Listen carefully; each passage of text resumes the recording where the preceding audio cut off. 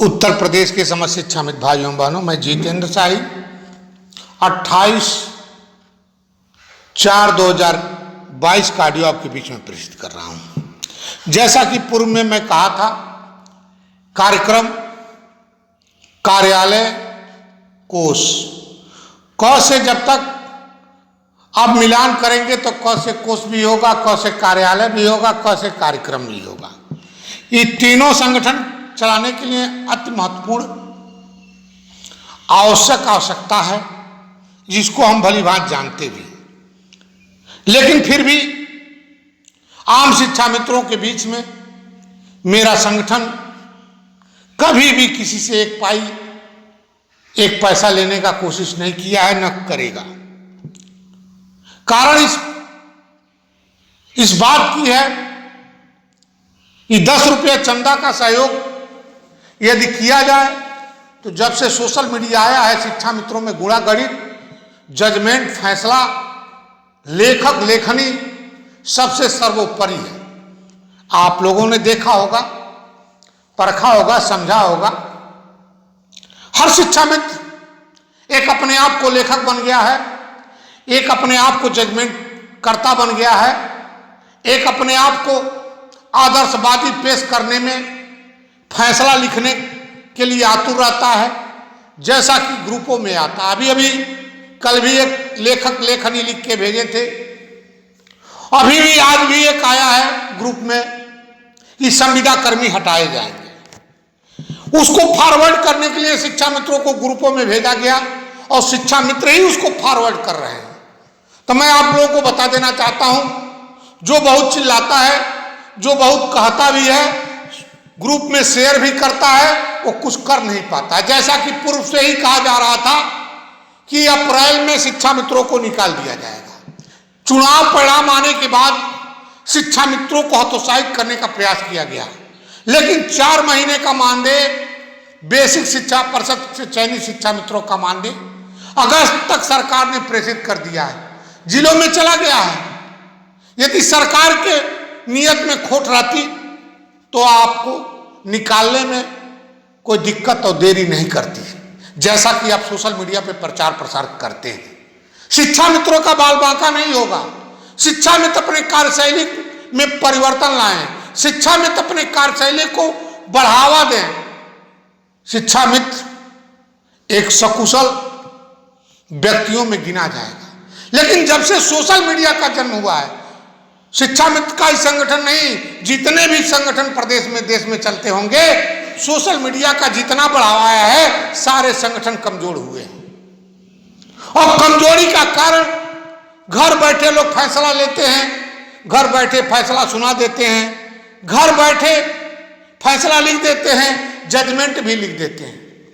कुछ मेरे भाई ईपीएफ की दौड़ में तेजी से दौड़ रहा है, उसको जवाब मिल गया था जब माननीय शिक्षा मंत्री जी के बैठक में कहा कि मैं इतने जिलों में इतने मानदेय को होल्ड करा दिया। होल्ड किसका कराए हैं? शिक्षा मित्र का मानदेय होल्ड कराने का प्रयास किए थे, मैं उसको भी तोड़वाया, क्योंकि शासनादेश है, जब तक 15,000 रुपये आपका मानदेय नहीं होगा तब तक आपका ईपीएफ लागू नहीं होगा। चाहे कुछ भी लिखवा लो, मैं लिख के देने के लिए तैयार हूं। ईपीएफ के लिए शासनादेश बना हुआ है। रही बात कोर्ट की, कुछ कोर्ट का मंजर भी दिखाया जा रहा है। अभी कोर्ट से मन नहीं भरा शिक्षा मित्रों का। लाख कोशिश करोगे, सरकार चाहेगी वही होगा। आप रिटायरमेंट ही तक लड़ लोगे, लेकिन कोर्ट से फैसला शिक्षा मित्रों के हित में नहीं आने वाला है, क्योंकि जब तक शासनादेश और संविधान में कुछ ऐसी तैयारियां नहीं होगी, तब तक कुछ आपके बीच में फैसला नहीं आएगा। मैं सोचा था कि गोरखपुर से गलत मैसेज गया था शिक्षा मित्रों के संघर्ष काल में, और संघर्ष काल में इतना गलत मैसेज चला गया जो प्रदेश में शिक्षा मित्र टूटने लगे और सरकार की मोहरा भी बन गए। उसी का संदेश देने का मैं कार्य किया हूं।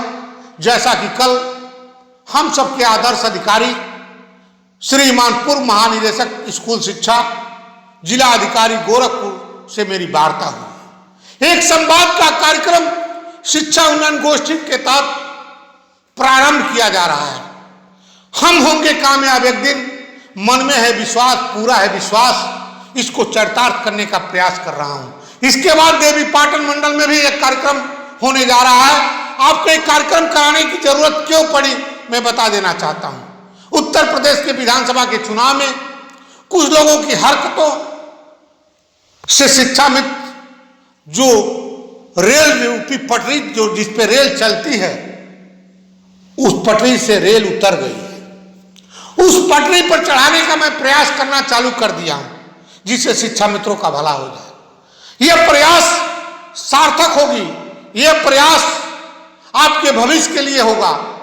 जब इसमें भी कोई रोड़ा बनेगा तो आप सोच लो आपके सामने कैसी कैसी मंजर आएंगे। मैं ज्यादा नहीं कुछ कहना चाहता हूं, गोरखपुर मंडल के सभी पदाधिकारियों से कहना चाहता हूं, गोरखपुर मेरा ताकतवर जिला, गोरखपुर मंडल ताकतवर जिला है। हर शिक्षा मित्र के जेहन में गोरखपुर है, तो गोरखपुर से शुरुआत करने जा रहा हूं। 7 तारीख को शिक्षा उन्नयन गोष्ठी का कार्यक्रम का आयोजन किया हूं, जिसमें हम सबके आदर्श अधिकारी इस पर भी कमेंट करेंगे। लोग कमेंट इस बात का करेंगे कि 5 साल में कुछ नहीं हो पाया। 5 साल वो नहीं रहे थे, 3 से 3.5 साल रहे थे, लेकिन शिक्षा मित्रों की कार्यशैली को रग रग भांप लिए थे और रग रग भांप करके शिक्षा मित्रों की भविष्य पे कार्य भी प्रारंभ कर दिए थे।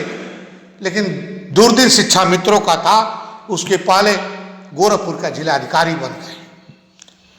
कुछ अधिकारी शिक्षा मित्रों के विरोध में हुआ करते थे, लेकिन जब बैठकें शिक्षा मित्रों के विषय पर होती थी तो मुझे वर्चुअल मीटिंग में शामिल करते थे, मेरे फोन पे वार्ता करके आगे बढ़ाने का प्रयास करते थे। लेकिन कुछ निचले स्तर के अधिकारीगण शिक्षा मित्रों को लाइक नहीं करते थे, जिससे वो सफल परिणाम नहीं आ पाता था। उसी का शुरुआत मैंने गोरखपुर से करने का प्रयास किया हूं और उसको सफल बनाने का कार्य आप सबको करना है। यह शिक्षा उन्नयन गोष्ठी एक अच्छा संदेश देगा, एक अच्छा पहचान बनाएगा, शिक्षा मित्र का भविष्य भी उज्जवल कराएगा। उस शिक्षा उन्नयन गोष्ठी में गोरखपुर का तो हर शिक्षा मित्र का 100% प्रतिभाग होना ही होना है, क्योंकि जून में विद्यालय खुल रहा है। जून और मई में बालगणना में शिक्षा मित्रों को ड्यूटी लगाई जा रही है, और ड्यूटी का भी प्रश्न मैंने कल किया था कि जून में जब ड्यूटी लगाई जाएगी, जून में हमारा बालगणना किया जाएगा, 16 जून से विद्यालय खुलेगा, तो उसका मानदेय भी, प्राथमिक भी मुझे चाहिए। इसका भी संदेश देना है।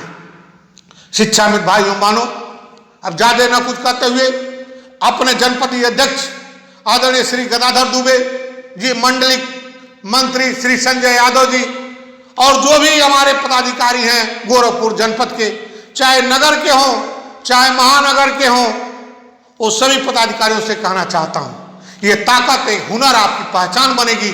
इसका संदेश पूरे उत्तर प्रदेश के शिक्षा मित्रों के भविष्य के लिए होगा, वह देना है हमको, और कैसे व्यवस्था करनी है, यह ताकत और हुनर, इसका पहचान आपको बनाना है, व्यवस्था आपको करनी है। इसी के साथ मैं ज्यादा न कुछ कहते हुए शिक्षा मित्र जाबाज भाइयों एवं बहनों से कहना चाहता हूं, यह ताकत है पहचान आपकी भविष्य और जिंदगी की संवारने की काम करेगी। इसी के साथ वाणी का विराम देता हूं। जय शिक्षक, जय शिक्षा में समाज।